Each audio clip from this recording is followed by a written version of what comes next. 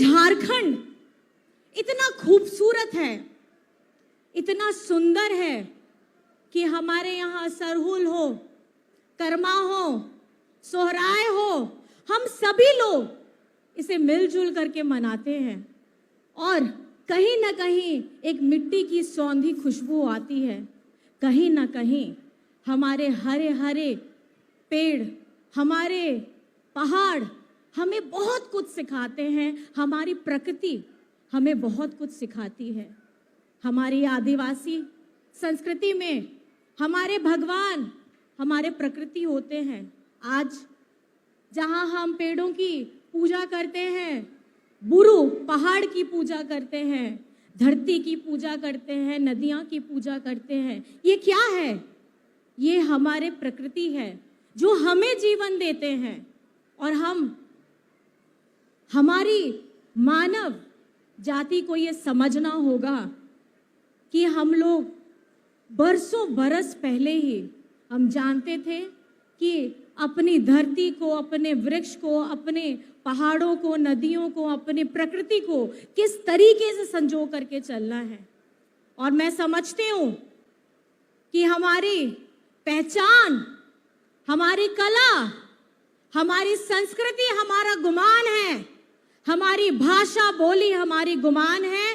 अगर हम अपनी कुड़ुक भाषा को ही ले लें, आपको मैं बताना चाहूंगी, हमारे आदरणीय मुख्यमंत्री जी ने पत्र लिखा है कि हमारी कुड़ुक भाषा को संविधान की 8वीं अनुसूची में लाया जाए।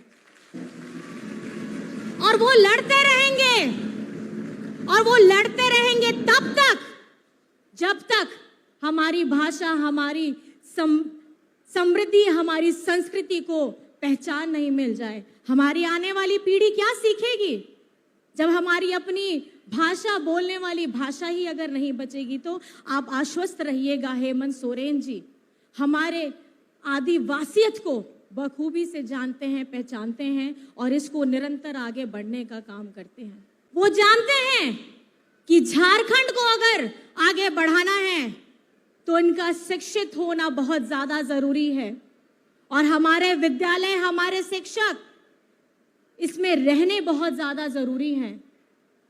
आपको मैं बताना चाहूंगी, हमारे विपक्षी के लोग झारखंड में हजारों हजार स्कूल बंद करवाते हैं और आपके दादा, आपके बेटा सीएम स्कूल ऑफ एक्सीलेंस और हमारे बच्चों को पढ़ाने के लिए सावित्रीबाई फूले की योजना से जोड़ने का काम करते हैं। क्या है ये सावित्रीबाई फूले योजना? ये वो योजना है जिससे हमारी बच्चियों को, हमारे बच्चों को उनकी पढ़ाई ना रुके, वे अपना सपना देख करके निरंतर आगे बढ़ते रहे। ये है फूले योजना। और उसके साथ दादा ने आपको बताया, विदेश में अगर किसी बच्चे को पढ़ने का सपना है, ये भी झारखंडी सरकार पूरा कर रही है मरांगोंग के स्कॉलरशिप के तहत। और इसमें आपका एक भी रुपया आपके जेब से नहीं लगेगा। ये है हमारी झारखंडी सरकार, शिक्षा के स्तर पे इतना काम कर रही है। और आप जानते हैं, ये झारखंडी सरकार हमारी अपनी सरकार, ये अबुआ सरकार नियोजन नीति लाती है, सरना धर्म कोड लाती है और पिछड़ों के लिए आरक्षण लाती है। किसके लिए? क्या सरना धर्म कोड हमारा अस्तित्व नहीं है? हमारी पहचान क्या है? हमारी पहचान हमारी संस्कृति है, हमारा अपना सरना धर्म कोड है। तो इसके लिए हम लोगों ने इसे विधानसभा से पारित कराया और विधानसभा से पारित हम कराते हैं और आगे जाकर के ये लोग रोक देते हैं। इनकी मंशा सबको समझनी होगी, हमारे विपक्षियों की। ये भाजपा वाले नहीं चाहते हैं कि हमारा अस्तित्व बचे, हमारा अपना सरना धर्म कोड हो, ये कभी नहीं चाहते हैं। ये बाहर से आते हैं जिनको हमारी भाषा, हमारी बोली, हमारी संस्कृति समझ में नहीं आती, वो हमारे लिए क्या नीतियां बनाएंगे। आज झारखंड में ये पहली बार है आपके अपने दादा अपने बेटा हेमंत सोरेन जी ने आधी आबादी के लिए जो ऐसा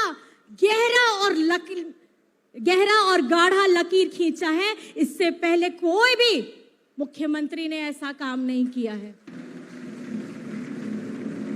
ये सम्मान, ये आत्मविश्वास और महिला को सशक्त करने का अगर उन्होंने प्रण लिया है तो ये निरंतर उसमें आगे बढ़ते रहेंगे। हमारे विपक्षी लोग, उनको कभी नहीं सुहाता है, अपने दिमाग से ये कोई नई नीति बना के नहीं लाते हैं, लेकिन हाँ, हमारी नीतियों में कैसे रोड़ा बनना है ये काम इन्हें बखूबी आता है। हमारी मैया सम्मान योजना के लिए ये लोग पीआईएल कर दिए हैं। हमारी नियोजन नीति आती है, उसके लिए ये लोग पीआईएल कर देते हैं। हेमंत सोरेन जी लगातार झारखंड के लिए काम कर रहे हैं तो अलग अलग तरीके से ये लोग पीआईएल करते हैं। मैं आपको बताना चाहूंगी, ये लोग पीआईएल मास्टर गैंग हो गए हैं। ये चाहते नहीं हैं कि हमारा झारखंड अव्वल नंबर पे आए, ये नहीं चाहते हैं। ये चाहते क्या है वो मैं आपको बताती हूं। ये चाहते हैं कि इस झारखंड की धरती के अंदर जितने खजाने हैं ये खजाने लेंगे और अपने दूसरे राज्यों को चमकाएंगे। लेकिन अगर हेमंत सोरेन जी आपका अपना पैसा, अपना झारखंड का पैसा 1,36,000 करोड़ मांगते हैं तो इनको तकलीफ हो जाती है। ये पैसा किसका है? ये पैसा आपका है, और जिसके लिए हेमंत सोरेन जी निरंतर अपनी लड़ाई लड़ रहे हैं। वो क्यों कर रहे हैं ऐसा? क्योंकि वो जानते हैं आदरणीय दिशम गुरु जी ने किस तरीके से अपना बचपन हो, अपनी जवानी हो, पूरा का पूरा झारखंड को समर्पित किया है। वे तकलीफ जानते हैं। आज अगर हमारा अपना बकाया पैसा हमें वापस मिल जाता तो झारखंड आज कहां होता।